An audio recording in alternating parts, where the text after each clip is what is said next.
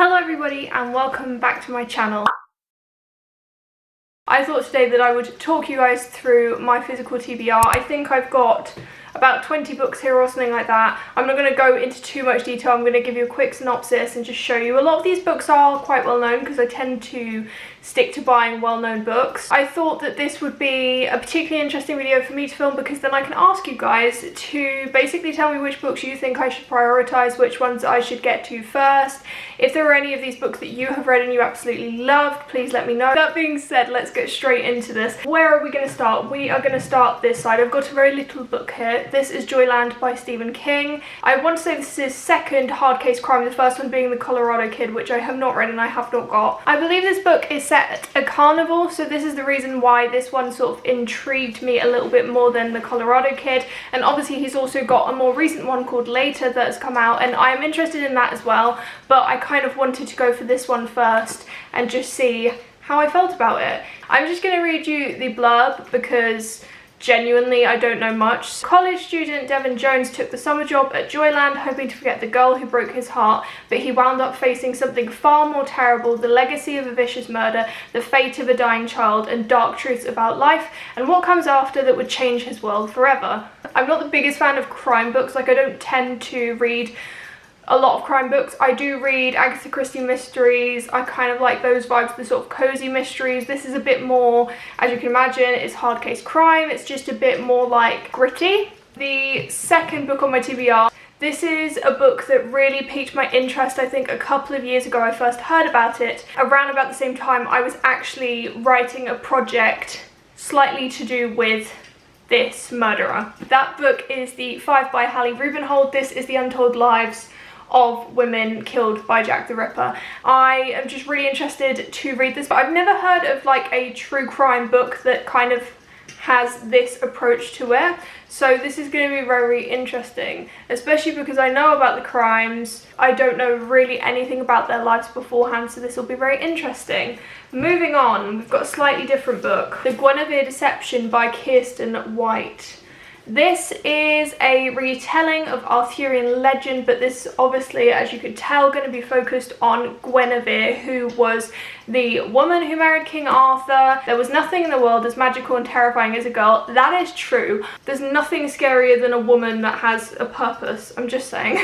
Princess Gwenevere has come to Camelot to wed a stranger, the charismatic King Arthur. With magic clawing at the kingdom's borders, the great wizard Merlin conjured a solution: send in Gwenevere to be Arthur's wife and his protector from those who want to see the young king's idyllic city fail. Okay, this is really cool because it's a story about a woman who is protecting a man. I haven't read a lot of those before. It's kind of sad that there's not more narratives like that, because ultimately I think that women have the capability to protect their men if they really want to. This next book I know absolutely nothing about. The only reason I got it was because it was a charity shop. It's a thriller and it's by Karen Slaughter, and I've heard so much about Karen Slaughter. She's supposed to be like the queen of thrillers. She's supposed to be so good. There is one other book I really want to read, which is Pretty Girls. It's supposed to be really gruesome, really disturbing, really violent, and I really want to read it, but I haven't got it.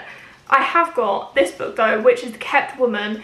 I genuinely don't know anything about this, and I might just keep it that way, to be honest. But if you have read this, let me know and tell me if you think it was good. The next book I've got is, I believe, a contemporary. Again, I only picked this up because it was really cheap and because it is relatively new. I think the fact that I could get it for such an affordable price was pretty crazy, and also I think it's going to be a pretty important story, and that's The Black Kids by Christina Hammond Reed. As far as I can tell, this is about a girl who is black, but she has grown up in kind of the wealthier side, the more affluent side of town, following the beating of a man named Rodney King, who I believe was a real life person. And this is following the aftermath of this, protests going on, obviously. We're following this girl. It's going to have a big impact on her life, and we're going to follow the aftermath and how it affects her personally, while I'm guessing also having a look at the broader picture and seeing how it affects the community. So this next book is Fangs by Sarah Anderson. This is a cute little romance between a vampire and a werewolf, and it is a graphic novel. This is just so cute looking. I've heard from multiple people that it's a really kind of heartwarming, sweet read, so I'm really looking forward to this. I always save these kind of books for a moment where I think it would be absolutely perfect to read them, and then I just don't end up reading them, which is so stupid because there's like never really a perfect time. So this next book is Haunted by Chuck Palahniuk, and when I was first getting into horror, one of the things that I did was I looked up what horror authors I should be reading, and one person that came up was Chuck Palahniuk. This was the one that sounded the most interesting to me. He's also probably most famous for writing the book Fight Club. I've never really been interested in that story, so I haven't picked that up. This is essentially, I guess, about a writer's retreat, or like an artist's retreat, where people go. This is basically comprised of short stories about each individual or something like that. Haunted is a novel made up of stories, 23 of the most horrifying, hilarious, mind-blowing, stomach-churning tales you'll ever encounter. They are told by the people who have answered an ad headline, Artist Retreat. Abandon your life for 3 months. They are led to believe that they will leave behind all the distractions of real life that are keeping them from creating the masterpiece that is in them. But here turns out to be a cavernous and ornate old theatre where they are utterly isolated from the outside world, and where heat and power, and most importantly, food, are in increasingly short supply. And the more desperate the circumstances become, the more desperate the stories they tell, and the more devious their machinations to make themselves the hero of the inevitable play, movie, non-fiction blockbuster will certainly be made from their plight. That was a lot to read in one go. Basically, you know, this is going to be people tearing out each other's throats probably because they're cold, they're hungry, they're trying to write stories or make music or whatever it is. But this sounds very interesting, and like just the descriptions, horrifying, hilarious, mind-blowing, stomach-churning, that's exactly what I need. I love a little bit of humour sprinkled in with my horror. I think that humour and horror together are absolutely fantastic. Mind-blowing, I'm always looking for something that blows my mind, and like stomach-churning, I've yet to find a book that actually truly makes me feel sick. And I read The Troop. The next book is a fantasy book, and it's the first book in a trilogy that is very well known, and I can't believe I haven't got to it yet. That is The Cruel Prince by Holly Black.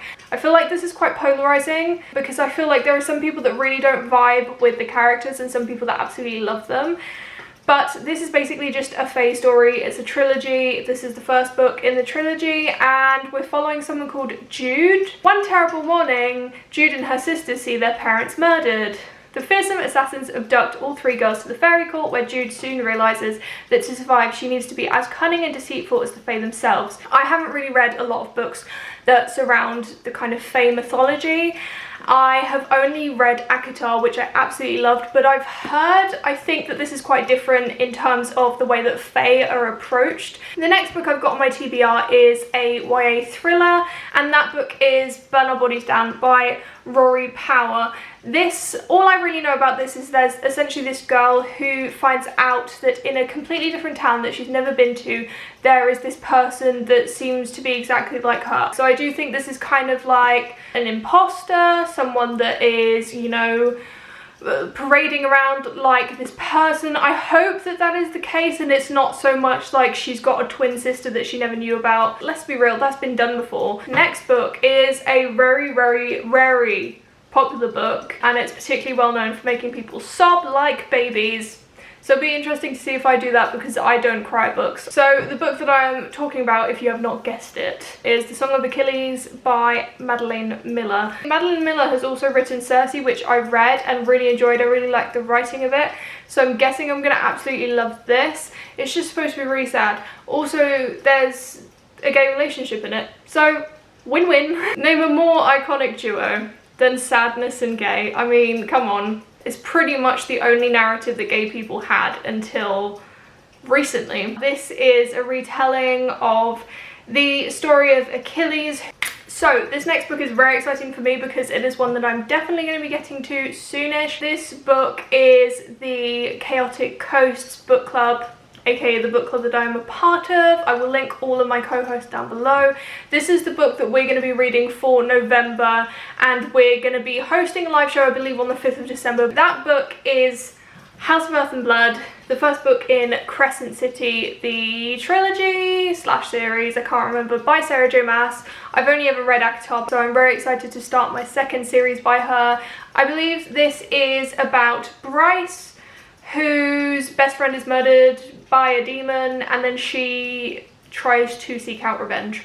In contrast to that, we've got a very small classic middle grade right here, and that is Fantastic Mr. Fox by Roald Dahl. The reason I picked this up is because I found it in a charity shop in the UK. It was really cheap, and I was meaning to get some Roald Dahl because I didn't really grow up reading, so I kind of missed out on reading his books as a kid, and I just really want to kind of catch up on them and read some of them. We are now going to move on to a thriller, and that is Girl A by Abigail Dean. And the reason that this intrigues me is because I believe it has something to do with sort of keeping someone anonymous, so, you know, protecting them, changing their name, changing their location and stuff like that. This is a really sad story to get me interested in something like this, but basically at some point in the UK there was essentially this murder of this little kid called James Bulger, and he was murdered by two older boys who eventually got arrested and sent to jail for it, but because they were kids at the time they eventually got let out, and basically because they were kids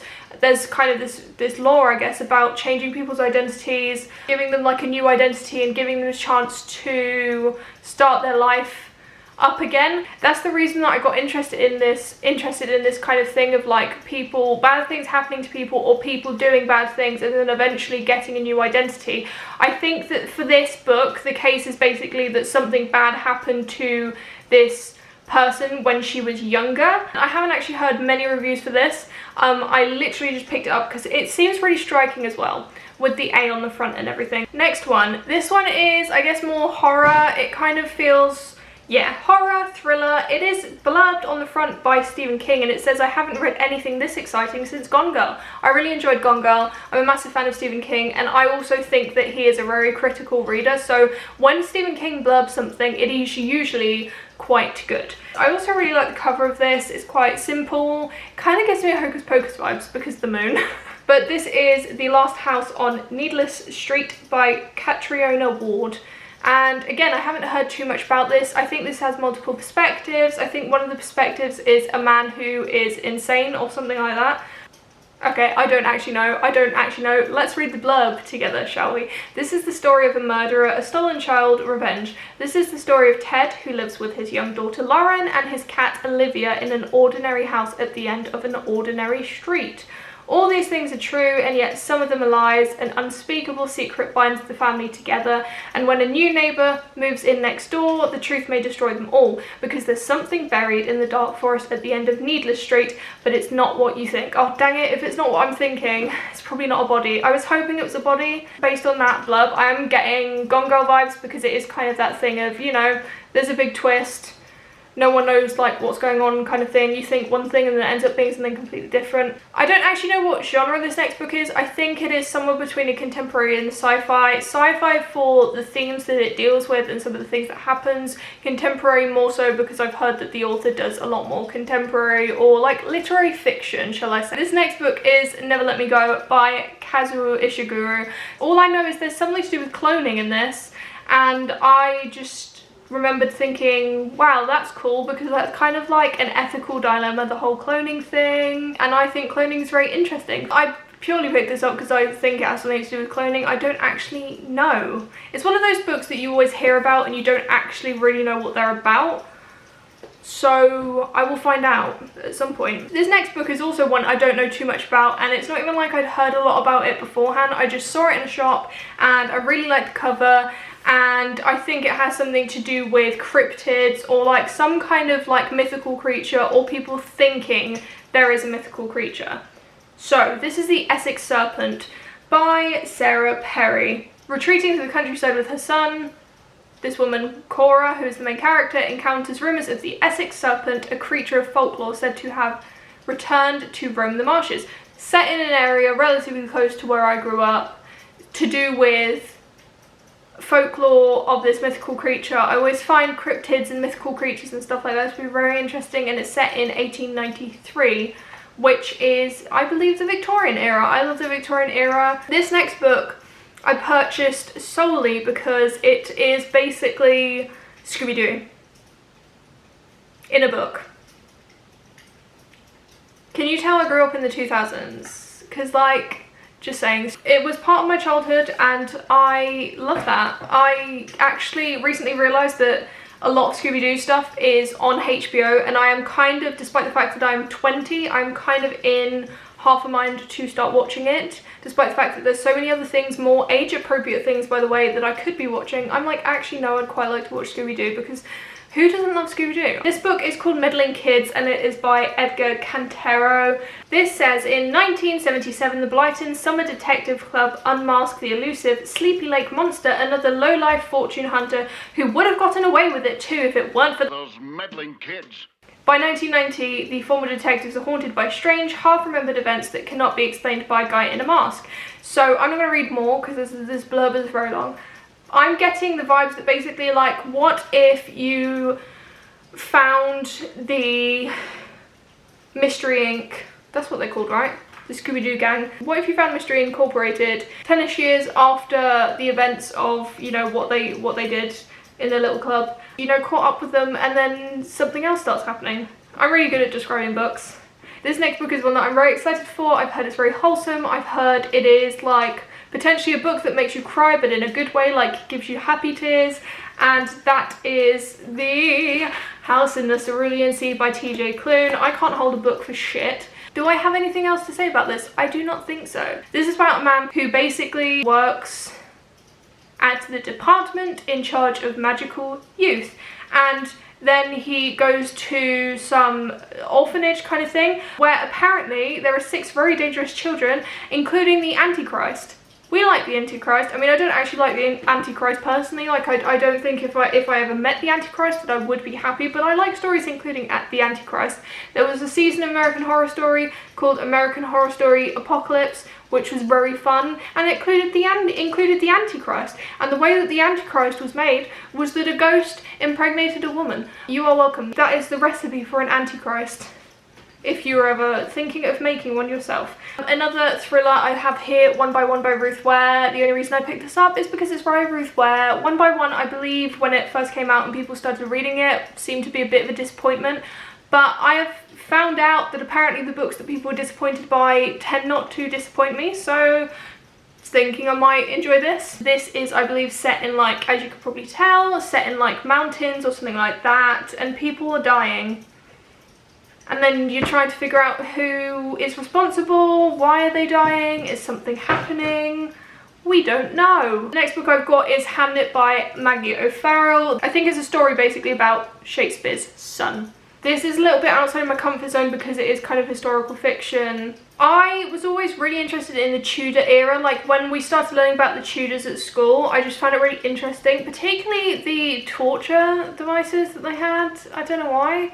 My brain has been messed up from a very early age, but the Tudor era I find it very interesting, and that is kind of when Shakespeare was doing his thing, so this is going to be interesting. 1596. Next book is the only romance, and it is You and Me on Vacation. The only reason I picked this up is because I read Emily Henry's other book, which was Beach Read, and quite enjoyed it, so I thought I would quite enjoy this. It's about these people that meet and hate each other, and then are forced to share a ride home from college, and then end up going on holiday every year together, and then something goes wrong, and then they try and make it up again. The next book I've got is The Norwich by V. Schwab. I believe this is YA, kind of horror-ish. This gives me paranormal vibes in terms of the fact that this is to do with this kind of urban legend of the Near Witch. That's all I have to say about that one.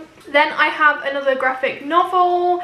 This is Something Is Killing the Children. I am pretty sure I'm going to love this. It's been compared to Stranger Things, or at least said to have Stranger Things vibes. Last but not least, this book is one I am so excited for. This is probably my most anticipated read for the rest of the year, if not for the whole year. And this is The Final Girl Support Group by Grady Hendrix. anything with Final Girls in the title I will be excited for, because I love a good slasher. When I went to go and buy this at the bookshop, the man that was serving me basically said he was about halfway through, and if you're a fan of slashers, it's great because there's a lot of very noticeable references to famous slashers, and he particularly mentioned Scream, which is my favourite film. I'm very excited for this because of that. And also just the premise sounds very interesting. This is basically about, as you can imagine, Final Girl support group. So we follow our main character, Lynette Tarkington, who survived a massacre 22 years ago, and she goes to this support group, and then one by one the people in the support group start getting killed off. So I am super excited to pick this book up. I'm hoping it will be sometime this month. I'm definitely going to be doing a dedicated reading vlog for that, because I really want to kind of have my experience with reading it captured on camera. Those are all the books on my physical TBR. Once again, I'm just going to remind you that if you want to let me know which of these books I should prioritise, then please let me know. I hope you enjoyed this video. If you did, then you're more than welcome to subscribe to my channel to see more of my content. As I said, I hope you enjoyed my video, and I will see you in my next one.